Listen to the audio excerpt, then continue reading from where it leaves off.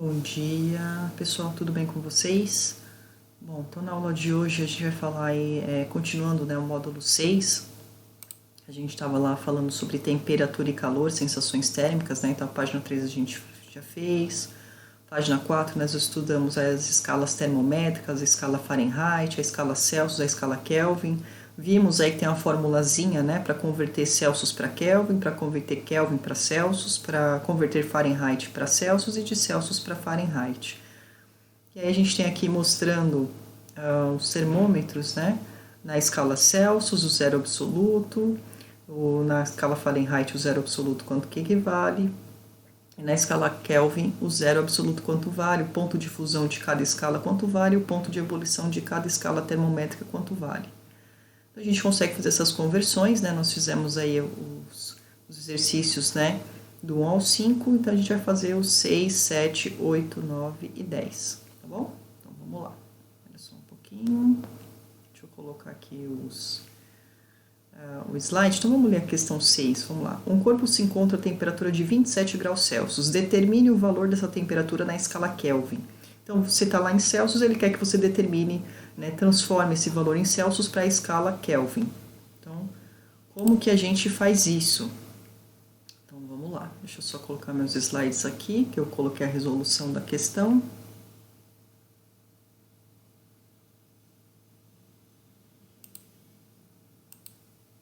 Então, vamos lá. Então, na questão 6, eu sei que é 27 graus Celsius e quer saber a escala Kelvin, né? Se a gente olhar lá na apostila, para transformar Celsius para Kelvin, essa fórmula, onde T, né, vai ser a minha temperatura em Kelvin, igual C, que vai ser minha temperatura em Celsius, mais 273, que é um valor padrão da fórmula mesmo. Então, T igual temperatura em Celsius 27 mais 273, 27 mais 273, a minha temperatura é 300 Kelvin. Tá? Então, 27 graus Celsius equivale na escala Kelvin 300 Kelvin. Então, se você quer falar que, sei lá, hoje aqui no Brasil a temperatura aqui em São Paulo está de 27 graus Celsius, né? E isso equivale a quanto em Kelvin? 300 Kelvin, ok? Vamos lá para a questão 7. 7. Um doente está com febre de 42 graus Celsius. Qual a sua temperatura expressa na escala Kelvin? Então, a mesma coisa, né? Nessa questão, eu quero saber, na escala Kelvin, quanto que equivale a 42 graus Celsius. Então, a mesma fórmula, temperatura, esse T, na verdade, não é temperatura, desculpa, esse T que equivale a Kelvin, igual C de Celsius mais 273. T igual Celsius 42, 42 mais 273, a temperatura é 315 Kelvin, ou seja, 42 graus Celsius equivale a 315 Kelvin. Belezinha? Só, né, uma soma, substituir, soma, tranquilo. Vamos lá para a questão 8. Uma pessoa mediu sua temperatura com um termômetro graduado na escala Kelvin e encontrou 312 Kelvin. Qual o valor de sua temperatura na escala Celsius? Agora é o contrário, né? Eu quero transformar Kelvin para Celsius. Então, a gente sabe que tem essa fórmula aí na apostila de vocês, Celsius igual esse T que é Kelvin menos 273. Então, Celsius que eu quero descobrir igual temperatura em Kelvin 312 menos 273. A temperatura é de 39 graus Celsius, ou seja, 312 Kelvin equivale no termômetro, né, da escala Celsius 39 graus Celsius. Beleza? Então, vamos lá para a questão 9. Um gás solidifica-se na temperatura de 25 Kelvin. Qual o valor desse ponto de solidificação na escala Celsius?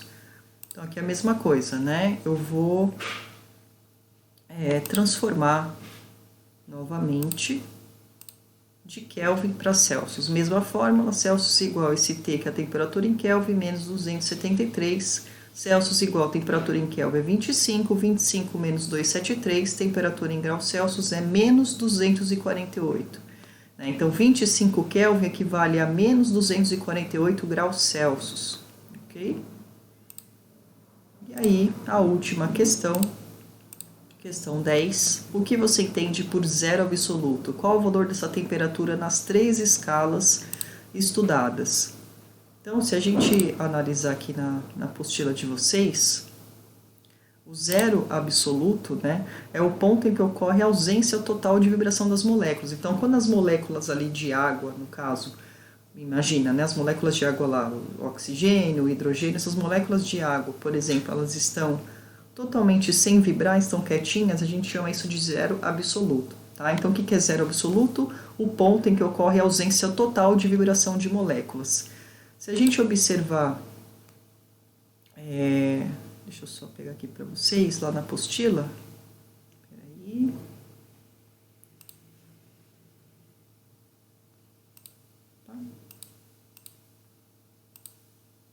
Peraí, gente, bananei aqui.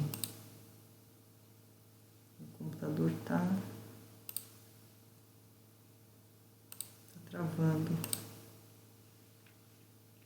Muita calma nessa hora. Deixa eu só arrumar aqui, peraí.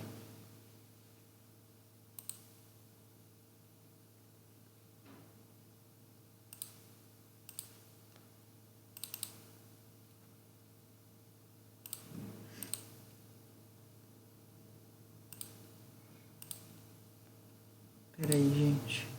Eu tô arrumando aqui. Travou tudo.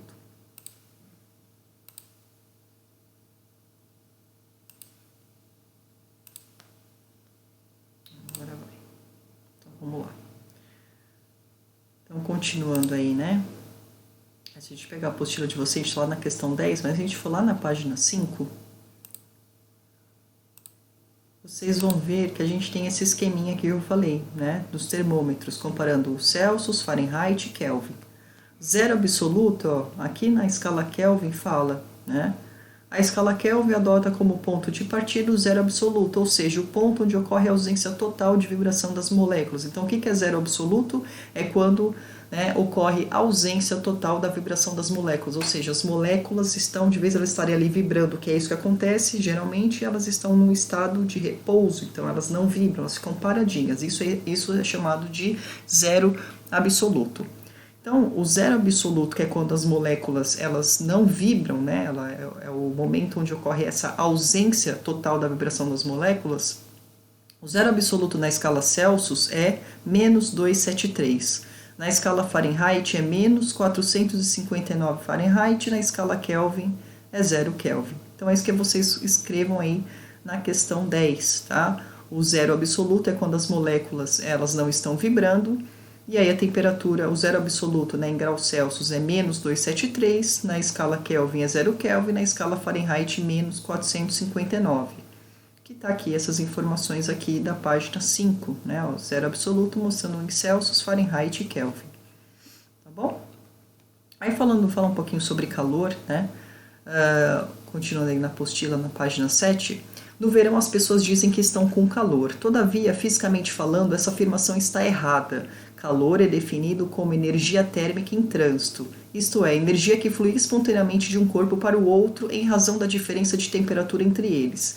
Então, esse conceito que a gente fala, eu estou com calor, isso fisicamente, como está falando na apostila, é errado, porque o calor é uma troca, né? Então, o corpo mais quente sempre vai passar calor para o corpo mais gelado. Então, por exemplo, você está com frio e aí você pega uma xícara, né, sei lá, uma xícara com café, um leite quente, um chá quente, né?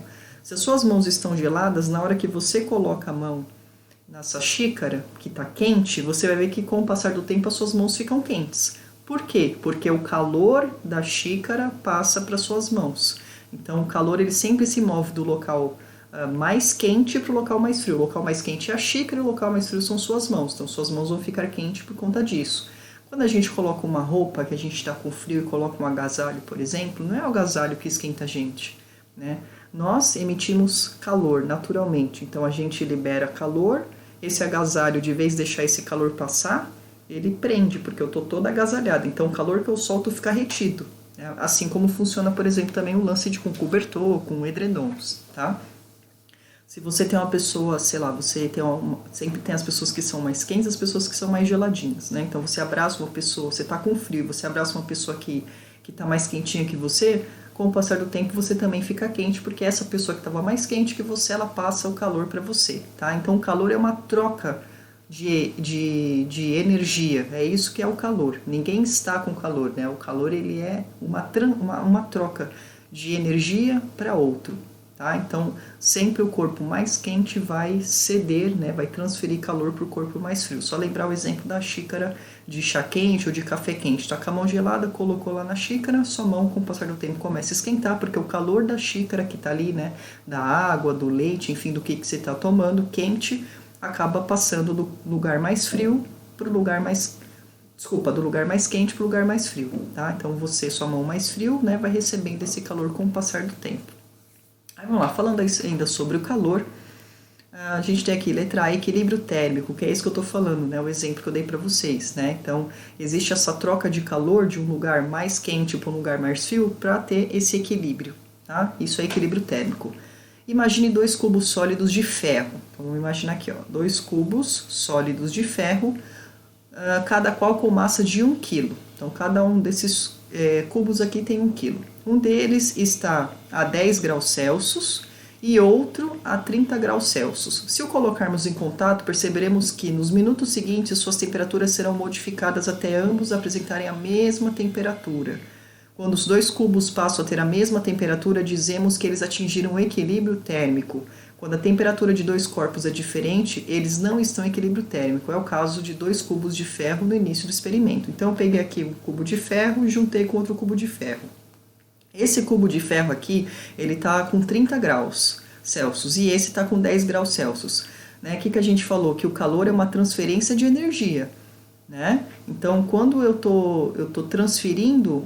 o calor sempre vai ser transferido do local mais quente, que é isso aqui, para o local mais frio, até que o local mais frio e o local mais quente agora tenham a mesma temperatura, ou seja, eles adquirem um equilíbrio térmico, tá? Então é isso que está mostrando para vocês, sempre essa troca de calor ela ocorre do corpo mais quente para o corpo mais frio, para que os dois corpos fiquem com a temperatura igual, para que haja um equilíbrio térmico. Letra B, falando ainda sobre o calor, as unidades de quantidade de calor. Isso aqui, ó, caloria. Todo mundo já pegou um pacote de bolacha, de salgadinho, seja lá o que for, e você vai olhar na descrição do alimento e tá lá a tabelinha falando quantas calorias tem, quantas proteínas, quantas gorduras saturadas e tudo mais. Então, cal, né, que a gente está vendo aqui, ó, essa sigla cal significa caloria. Caloria é uma das unidades utilizadas para quantificar o calor. Tá? Uma caloria é a quantidade de calor necessária e suficiente para aumentar a temperatura de 1 grama de água de 14,5 graus Celsius a 15,5 graus Celsius, sob pressão normal. No Sistema Internacional de Unidades, né, isso aqui não sei se vocês já chegaram a ver, o Sistema Internacional de Unidades, né, ou seja, o mundo inteiro utiliza esse sistema. A unidade de quantidade de calor é o Joule, né, quebrado por J. A relação entre caloria e joule é uma caloria equivale a 4,186 joules. Então, o calor ele pode ser quantificado, né, que a gente diz dessa maneira. Isso é física pura, tá? Que a gente está estudando agora. A gente saiu da parte de biologia e está em física pura agora. Então, caloria, que é esse cálculo, como eu falei, tem sempre lá nos alimentos que vocês olham nessas tabelas, informando, né, quanto de caloria tem aquele alimento, ou aquela bebida, enfim, caloria é a quantidade de calor, né, que aquele alimento tem, tá? E essa caloria, né, que mede a quantidade de calor, é quanto de calor que é necessário para aumentar a temperatura de 1 grama de água, de 14,5 a 15,5 graus Celsius. Isso é tudo teoria, não precisam ficar, né, presos nisso, é só para vocês entenderem o que é. Quando vocês chegarem no ensino médio, vocês vão aprender isso com mais profundidade. E no Sistema Internacional de Unidades, a gente utiliza o calor, né, a medida, a unidade de quantidade de calor é o joule, tá, que é representado pelo J. E aí a relação, né, o que diz a apostila aqui, é a relação entre caloria, que é uma das medidas para quantificar o calor, e o joule, que é uma das medidas para quantificar o calor, existe uma relação entre elas. Então, uma caloria equivale a 4,186 joules, tá bom? E aí, falando sobre o calor, aqui a gente fala sobre o calor sensível. Calor sensível é a quantidade de calor recebida ou cedida por um corpo ao sofrer uma variação de temperatura, sem que haja mudança de estado físico. para calcularmos o calor sensível, ou seja, a quantidade de calor que uma substância recebeu ou cedeu sem mudar seu estado físico, utilizamos a equação fundamental da calorimetria. Então, uma continha aqui bonitinha, né? Esse Q, né, é a quantidade de calor sensível, que vai ser medido isso em caloria, que é o cal ou joule, aí depende de como o exercício está pedindo. Então, o Q, que é a quantidade de calor sensível, e quantidade de calor sensível é a quantidade de calor que o corpo recebe ou que o corpo cede, sem que ele mude o estado físico. Então, por exemplo, a água. Um exemplo da xícara que eu falei, tô com o copo, tô com a água ali, fiz um chá quente, então tem a minha xícara, dentro tá a minha água quente ali, e eu tô com a mão gelada. Então, pela lei que a gente viu do calor, o calor sempre é transferido do corpo mais quente para o corpo mais frio. Então, o calor da xícara, né, como ali tá mais quente, aquele calor da xícara vai ser transferido para as minhas mãos que estão mais frias, assim ocorrendo um equilíbrio térmico, ou seja, as minhas mãos e a minha xícara que está com essa água quente vão chegar na mesma, as duas vão ter a mesma temperatura, né, o que a gente leu aqui na letra A, certo? Né? Então, o calor sempre vai do corpo mais quente para o corpo mais frio, para que esse corpo mais frio ele tenha a temperatura igual ao corpo que estava quente. Isso é o equilíbrio térmico. Os dois corpos agora vão ter a mesma temperatura. Então, as suas mãos e aquela xícara vão ter a mesma temperatura com o passar do tempo, porque vai ocorrendo essa transferência de calor da xícara, que é o mais quente, para suas mãos, que é o mais frio, ao ponto que depois suas mãos estão tão quentes quanto essa xícara, ou seja, ocorrendo o equilíbrio térmico. As suas mãos e a xícara têm a mesma temperatura agora, tá? Então, o calor sensível é justamente isso. É você quantificar, né, a quantidade de calor que o corpo recebeu ou cedeu. Então, por exemplo, eu quero saber quanto de calor que a minha mão recebeu quando eu peguei essa xícara quente, né? Porque, não falei para vocês, o calor se move do corpo mais quente para o corpo mais frio. Então, quanto será de calor que as minhas mãos receberam da xícara quente? Ou quanto será de calor que a minha xícara quente cedeu para as minhas mãos? Tá? Então, calor sensível é isso, é a quantidade de calor que um corpo ele doou, né, ou ele recebeu, tá? Então, eu quero saber, né, como que eu calculo isso por essa fórmula aqui. Então, esse Q justamente é o calor sensível, tá? Igual o M, que é a massa do corpo, né? Então, por exemplo, eu estou falando aqui, eu vou dando o exemplo das mãos com o lance da xícara. Então, eu quero saber quanto de calor as minhas mãos receberam, porque elas receberam esse calor da minha xícara. Quanto que elas receberam? Então, eu vou utilizar essa fórmula, tá? Do calor sensível. Então, o que? Quantidade de calor sensível é igual a massa, né? A massa do corpo. Então, no caso aqui, eu estou como se eu estivesse cortando as mãos, né? Só as mãos. Quanto que pesa as minhas mãos, né? Qual é a massa das minhas mãos? Vezes esse C, que é o calor específico sensível de substância que constitui o corpo, que a gente já vai explicar, vezes a variação de temperatura. Então, essa é a fórmula que a gente utiliza, tá? O calor específico sensível, esse C aqui, ó, é uma grandeza característica da substância, cujo valor não depende da massa. É a quantidade de calor característica de cada substância necessária para que 1 grama de substância sofra variação de temperatura de 1 grau. Isso é postulado físico, tá? Então, esse C é um valor que não tem a ver com quanto eu peso, enfim, esse C aqui, que é o calor específico sensível, ele é característico de cada substância, tá? Então, vamos ver alguns exemplos, ó. Veja alguns exemplos na tabela a seguir. Quanto menor o valor do calor específico sensível, que é esse Czinho aqui, ó, da fórmula, né, ó, esse C, que é esse aqui, ó, calor específico sensível da substância que constitui o corpo. Então, para cada substância, eu tenho um calor específico, um calor específico sensível, que é esse Czinho aqui, tá bom? Que não tem relação com a minha massa, ou seja, isso já é um postulado. Eu sei que para a água, por exemplo, o calor específico sensível da água é de 1 caloria por grama Celsius. Para o álcool, esse calor específico sensível é 0,58 caloria grama vezes por grau Celsius, e assim vai, tá? Então, para o ar, 0,24, para o carbono, 0,12. Então, para cada substância, eu tenho um calor específico sensível, né? Então, para cada substância, eu tenho um calor específico sensível, que é esse Czinho aqui. Tá bom? Então, ó, quanto menor o valor do calor específico sensível, mais fácil é o aquecimento. Então, vamos ver aqui, olhando essa tabela, né, dessas substâncias com o calor específico sensível de cada uma, qual que por exemplo, né, se a gente olhar aqui a água e o álcool, né? Então, a água, o calor específico sensível da água é maior que do álcool, certo? Então, eu sei o quê? Que o álcool, ele aquece muito mais rapidamente que a água, né? Ó, porque está falando isso, ó, quanto menor o valor de calor específico sensível, mais fácil é o aquecimento. Então, o álcool que tem um calor específico sensível menor do que o calor específico da água, eu sei que o álcool, por exemplo, aquece mais rápido que a água. Tá? Então, quanto menor esse número de calor específico sensível, mais rápido essa substância ela vai aquecer. E quanto maior o calor específico sensível, mais difícil é o aquecimento. Ó, por exemplo, aqui ó, o hélio, o gás hélio, né? 1,25 é o calor específico sensível dele. Ó, o hidrogênio, 3,4. Então, o hidrogênio, eu sei que, né, como ele tem um calor específico alto, e ele demora muito para poder aquecer.